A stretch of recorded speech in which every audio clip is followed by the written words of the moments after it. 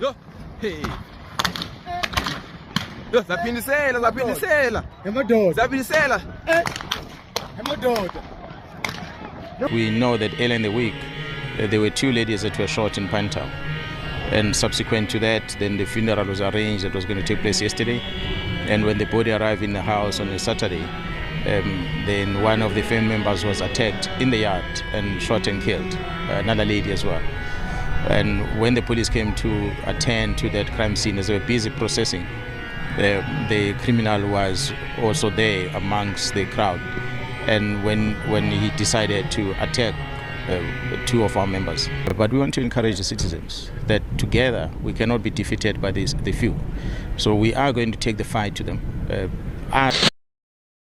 Guys, it almost feels like a crime scene in KZN. I'm really shocked at the kind of images I see. But you know, Lieutenant General Mkwanazi has actually argued and promising South Africans that SAPS in KZN will never depart or give up on the people of South Africa, and that South Africans should be rest assured, especially in this festive season, of their safety. Let's quickly watch this video. I think this was an ambush. You know, there was a shootout between the criminals and the police in South Africa, and this video was really shocking to me. Let's quickly watch this video. I'll be back from Mkwanazi's analysis of this whole shootout and the promises you know, he's actually giving to South Africans this festive season. Yo, sukile.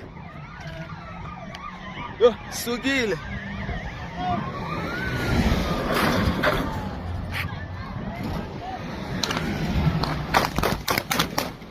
Yo, hey. Yo, zaphindisela. Zaphindisela. Yo. Umi rifle futhi. Yo. Jonga sibaleka ndwasho zibolile. Zibaleki. Zaphindisela, siphethe rifle. Ah. Hey, sukile pai. Sukile pai. Yo, sukile pai. Sukile pai. Sukile pai. Yo.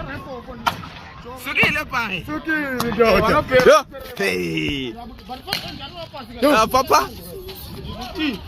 Babaleka. Oyika amapolisa. Aphuma kakhe na. Beki ingalibeka ngekati apha. Mangiza yawo. Beki ikati apha. Matsotsi ya. Amatsotsi, ama ngerange. Matsotsi ya. Yewe. Azibaleke ndwana. Azibaleki. Joba polisa lele. Yo hayi. Hayi sukile. Lapha ngiphume imkile lapha. Hayihambi. Mkile lapha. Yo. 2 police officers in the province of KwaZulu-Natal were killed on Saturday night when they responded to a crime scene in Cliffdale. But I'll speak to the Peace Provincial Commissioner in the province of KwaZulu-Natal, Lieutenant General Mkwanazi, who will briefly tell us about the update in relation to this incident. Thank you very much, Lieutenant. Can I just have an update in relation to the incident that happened on Saturday night? Yeah, well, of course, we're going to still send the matter to court, but the investigation continues. It continues because although we know that the suspect that had shot our members, he was also shot by the very same members and he died. So he's been found and confirmed, because the firearm that he has stolen from one of our members also has been recovered from him. So we're quite okay with that, but we still have to establish as to who was behind it. Did he act alone, or was he working with someone that made him to do what he did? Simply because we know that earlier in the week, there were 2 ladies that were shot in Pantown. And subsequent to that, then the funeral was arranged that was going to take place yesterday.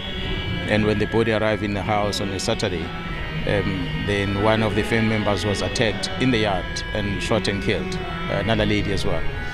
And when the police came to attend to that crime scene, as they were busy processing, the criminal was also there amongst the crowd. And when he decided to attack 2 of our members, that were processing the crime scene. So he's dead, yes, but we're not going to stop following up in terms of the investigation that must lead us into the real cause, because we don't believe that he was acting alone. He perhaps might have been working with someone, or there might have been a motive behind for him to do what he did. So we believe that the murders of the two ladies are related to the murders that happened on Saturday. So we also see that the police now, they are being attacked on duty. What can you say, Police Commissioner, what can be done by the communities to try and prevent these kind of crimes? Oh, the attack has been happening all along. We've been reporting to the media, to the citizens, that there is that percentage of people that are against the law in this country.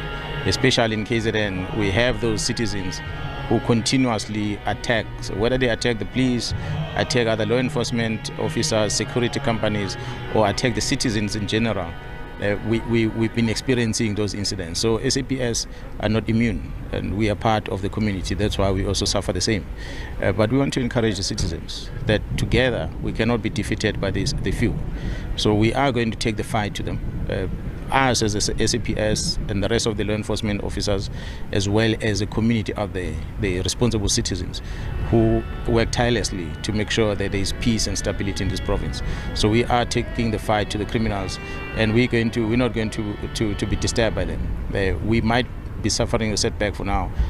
We might have this incident where one battle that we're facing with, but the entire war is something that we have to win. There are many battles we're still going to face going forward, so we must just make sure that we pull all our efforts together as a collective, and we fight these crimes and criminals that are making life difficult for the citizens. As a commissioner, losing two of your members, how are you taking that, and what is the way forward? Are you forming any task team to investigate?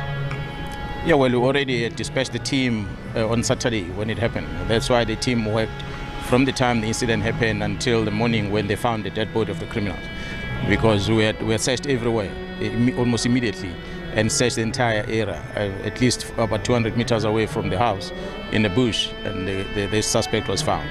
So if it was not for the hard work of men and women in blue, we wouldn't have found that criminal. Perhaps he would have been lying there until his body, got decomposed or something.